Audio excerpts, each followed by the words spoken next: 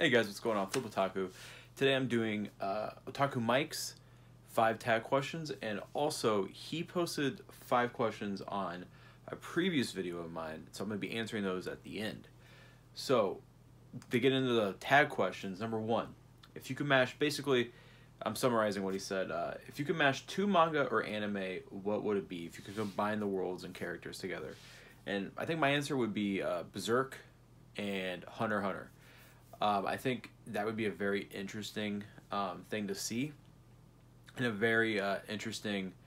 I think it'd be a very interesting, unique story if you can combine those two and somehow make it work. Because both of those are, arguably, you could make cases for different series, but those are two.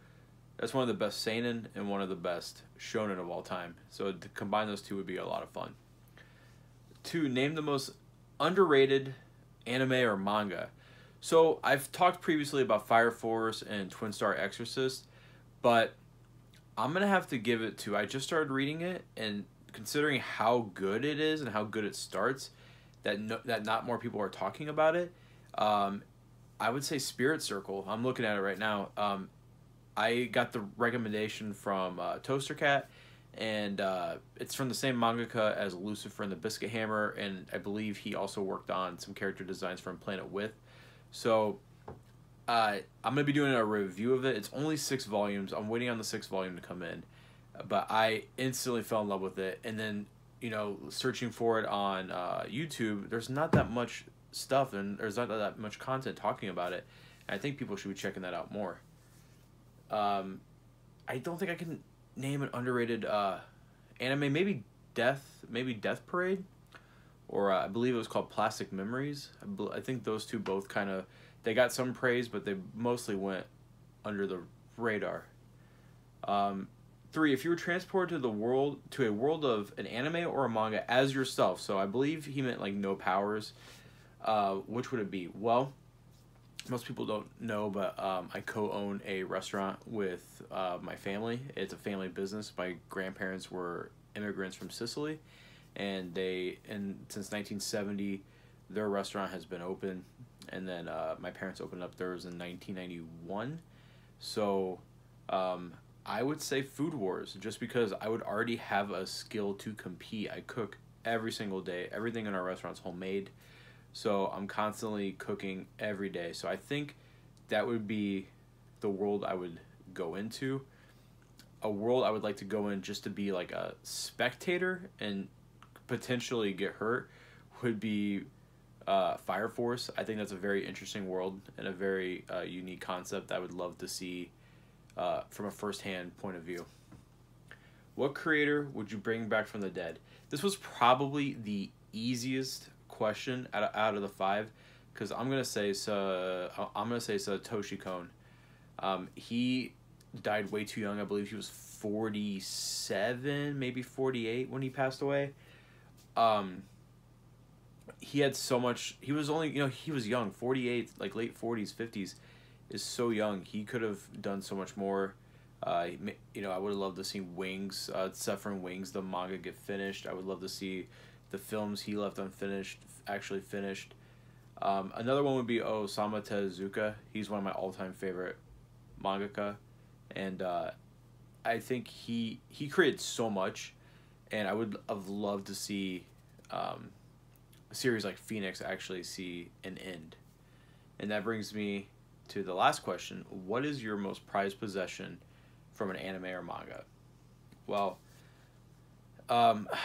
like the previous answer, Osamu Tezuka is one of my all-time favorites, not just for the cool factor, because it is very, like, I see a lot of manga tubers, they kind of like brag that they have a lot of Osamu Tezuka stuff, or I got this Osamu Tezuka haul, all of it's out of print, and that's fine if you want to collect that stuff for that reason.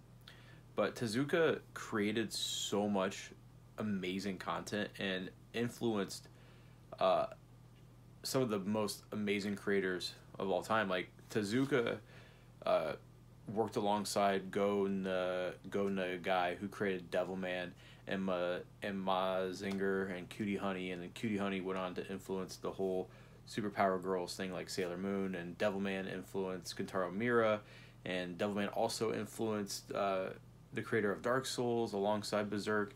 So in that, Osamu Tezuka, you can kind of trace, like, for people who are older, you guys have ever heard of, I think it's the sixth degree of Kevin Bacon, or something like that. But it's like a game where you can like trace back any actor is connected to Kevin Bacon in like 6 or less steps or something like that.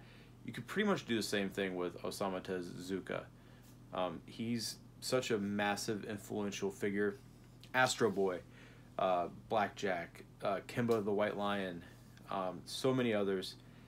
And my most prized possession is Phoenix. And I have the whole collection. I just picked a book because I didn't want to take all 12 books down on my shelf. You can see that in my collection video. But mine are in absolutely pristine condition. Just beautiful white pages. That's probably my most prized possession in my manga collection. Also, like a runner-up would be Ultimate Muscle. The fact that I found that entire series on Facebook Marketplace for dirt cheap was pretty awesome find. It's a find of a lifetime. Now, Mike also asked me 5 questions on a previous video of mine, and number 1 is, how do you manage your hobbies time-wise with being a dad and a husband? Hashtag Otaku Dads Unite.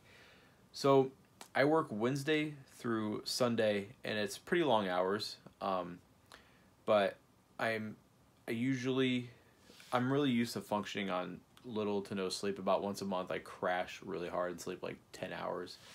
But luckily the restaurant, there is downtime, like we close and then we clean and mop, and so there's like a little maybe 30-minute window where I can kind of like take a break. And usually I'll bring a manga with me to work. Like tonight for the review, I reread the first book of Demon Slayer. That's a very quick read. So I read that in about 20 minutes and then went right back to work. I usually bring a manga. When I was playing Xenoblade Chronicles 2 on the Switch, I was bringing that to work too. And, if I had 15 minutes, I would just play Xenoblade and then just put in sleep mode. And that's why I love the Switch so much. But it is, and then Mondays and Tuesdays I'm off, and I usually, I spend most of my time during the days with my wife and my daughter. And also when I get off of work, my wife's pretty cool. So she knows, like, and she understands that I work all day because she is a stay-at-home mom. And she takes care of the house, and the baby is a spaz. As parents know, children are crazy. And I mean that in an absolutely loving way. But our daughter is just all over the place. She's almost 1. So when I get home, my wife usually lets me pick what we watch. And she's actually gotten into anime. Before she met me, she's never seen an anime. And right now we're watching Baki the Grappler. She's really liking that. I got her to watch the first episode of Promised Neverland, and I think she's pretty hooked on that. She likes my hero. She didn't like Devilman Crybaby very much, even though that was one of my favorites. We watched Kakaguri together. Pretty much any anime I consume, my wife consumes at least part of it with me. And it also sucks because my time is so stretched because I also, I used to be severely overweight. I was 340 pounds, and I lost 130 pounds and bulked up, started lifting weights, and actually I met my wife at the gym. I will never forget, I was doing cardio watching My Hero Academia, and I saw my wife walk by, and I did like a double take, and I was like, oh crap, that girl is beautiful. And little did I know that ended up becoming my wife. But so like I said, I can run on no sleep. So if I am going to go to the gym, which starting next week, I'm going to start going again. I'm going to probably go for an hour. And then that gives me time to come home, maybe play a game for an hour, maybe 15 minutes. While I'm at the gym, I'll watch anime. So I'm always constantly trying to include my hobby into my everyday life. And then for stuff like Gunpla, which takes a pretty big set amount of time, I usually like wait when I know I have nothing planned, nothing going on, and I will spend like a not busy week just slowly building it. I did build one of my Gunpla in one day. Actually, I did two in one day, I believe, and knocked those out of the park and had a lot of fun. But yeah, it's tough because I do want to spend more time with my wife and my daughter, but at the same time, I just kind of want to relax. But you know, that's part of being an adult, is doing adult stuff. So, but my wife knew she was marrying a big kid, and that also sucks because I was really big into Final Fantasy 14, and I don't play that anymore. That's kind of why you saw in a couple of videos ago I was playing Black Desert Online, because I want that MMO kick, or you know, like that little taste. And then my favorite games are JRPGs. So, and I don't really have time for friends, but last week we did have at the pizza place, after hours, after everyone went home, I had some buddies over and we played Smash Brothers and Mario Party till about 4 or 5 in the morning. So that was a lot of fun. When will we see your anime collection? I'll make a video of that soon. I don't have a dedicated anime shelf underneath the TV. We have my games that I own physically and some anime and some of my wife's stuff, like I Love Lucy and Dick Van Dyke. So yeah, I mean, I'll definitely show you guys. 3, how long have you been in the Gunpla building? I want to get back in the Gunpla building. Yo, Mike, get back into it. It's so much fun. It's a relatively inexpensive hobby if you stick with high grades and master grades. I don't want to go anywhere near anything more than a master grade right now. Some of those kits, I saw one today actually, on USA Gundam Store. It's like $400, and it looked so. It gave me a little bit of anxiety just looking at it. It was such a big kit and so detailed. So yeah, dude. Probably since October. I watch a lot. Like most of my other hobbies. So like my main hobbies would be manga and anime, obviously, Gunpla, video games, and trading card games. I wanted to get back into trading card games. Got Yu-Gi-Oh, Card Fight Vanguard, Dragon Ball Super. Just want to play some TCGs with some friends and collect them, like I did back in the day. But yeah, definitely get back into Gunpla, Mike. And sorry for rambling, guys. Number 4, how is your beard so epic?